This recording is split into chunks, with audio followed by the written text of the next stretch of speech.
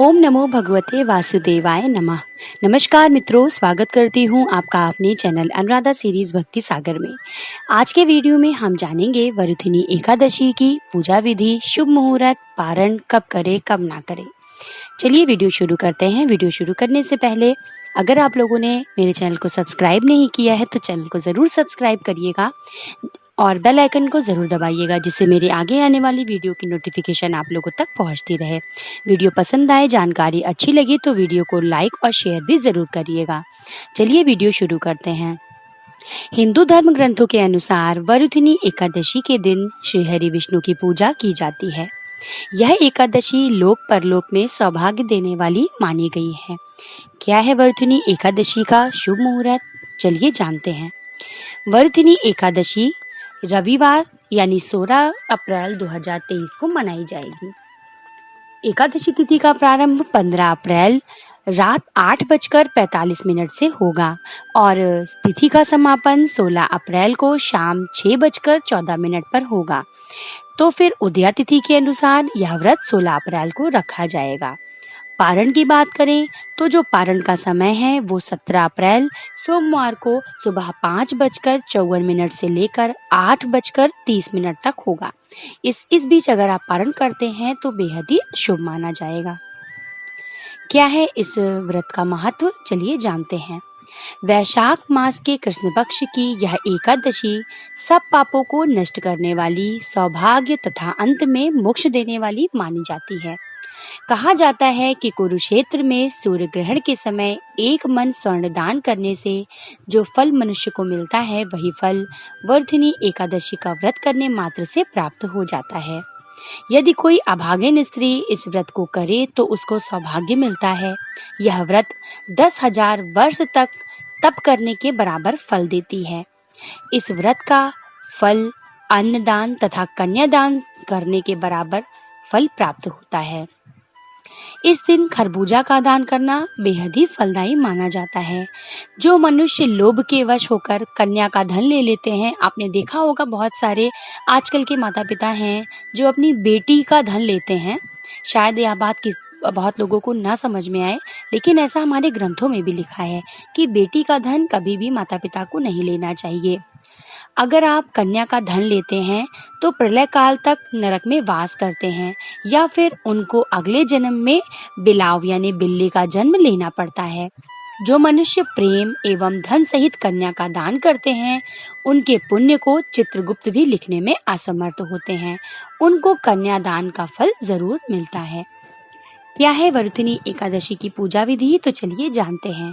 वरुथिनी एकादशी के पहले दिन यानी दशमी तिथि को रात्रि में सात्विक और हल्का भोजन करना चाहिए। प्याज लहसुन बिल्कुल भी ना खाएं। एकादशी के दिन सुबह सूर्योदय से पहले उठकर शौच आदि से निवृत्त होकर स्नान करके स्वच्छ वस्त्र धारण करें और व्रत का संकल्प लें। तत्पश्चात श्री भगवान विष्णु को अक्षत, दीपक, नैवेद्य आदि सामग्री से विधि पूर्वक पूजा करें। क्षमा चाहती हूँ, अक्षत ना चढ़ाएं एकादशी के दिन। घर के आसपास पीपल का वृक्ष हो तो उसकी जड़ में कच्चा दूध चढ़ाकर पूजा करें और घी का दीपक जरूर जलाएं। साथ ही तुलसी का भी पूजन जरूर करें। पूजन के दौरान ओम नमो भगवते वासुदेवाय मंत्र का जप करते रहें। रात्रि में पुनः भगवान श्री विष्णु और माता लक्ष्मी की पूजा अर्चना करें। पूरे दिन श्री विष्णु जी का स्मरण करें। रात में भगवान श्री विष्णु का ध्यान कीर्तन आदि करते हुए यथाशक्ति रात्रि जागरण करें। एकादशी व्रत के दिन अगर हो सके तो एक ही बार फलाहार करें। एकादशी के दिन यानी अगले दिन द्वादशी को आप जब व्रत खोलने से पहले श्री विष्णु जी का पूजन करें और किसी योग्य ब्राह्मण को दान जरूर दें। और अन्न का दान बेहद ही शुभ माना जाता है। ऐसा कहा जाता है कि किसी भी व्रत में दान में अगर आप कुछ दान देना चाहते हैं तो अन्न का दान यानी एक समय का भोजन आप जरूर खिलाइए ब्राह्मण को या किसी भी जरूरतमंद को। उससे ही आपका व्रत पूरा होगा। तत्पश्चात व्रत का पारण करें। पारण के समय शुभ मुहूर्त का ध्यान अवश्य रखें, जैसा कि मैंने आप लोगों को बताया। अब हम लोग जानते हैं कि एकादशी की व्रत की जो कथा है वो क्या है।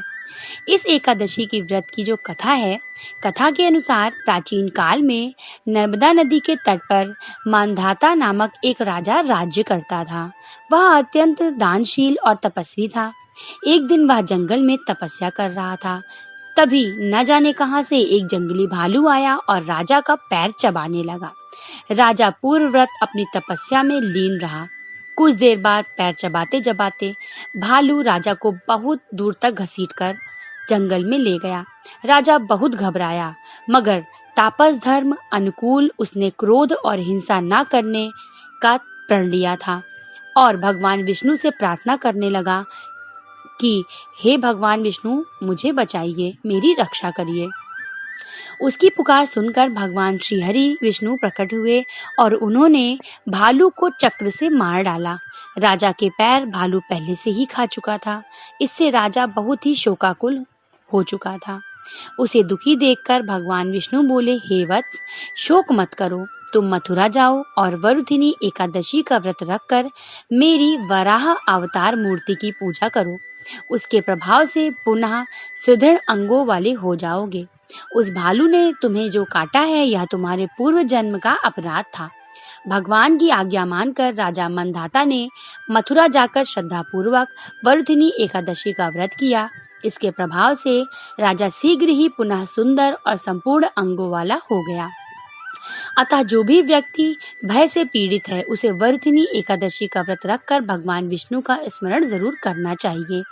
इसी एकादशी के प्रभाव से राजा मंधाता स्वर्ग को गया। इस व्रत को करने से समस्त पापों का नाश होकर मोक्ष मिलता है।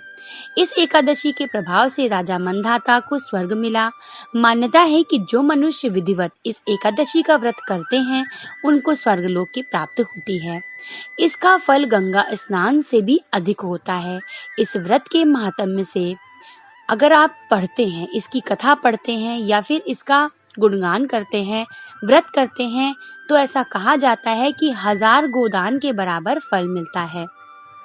अतः प्रत्येक मनुष्य को धर्म कर्म करते हुए जीवन व्यतीत करना चाहिए और पाप कर्मों से दूर रहना चाहिए और पाप करने से भी डरना चाहिए। और भगवान विष्णु का स्मरण करते रहिए, भगवान शिव का स्मरण करते रहिए, भगवान कृष्ण का स्मरण जरूर करते रहिए।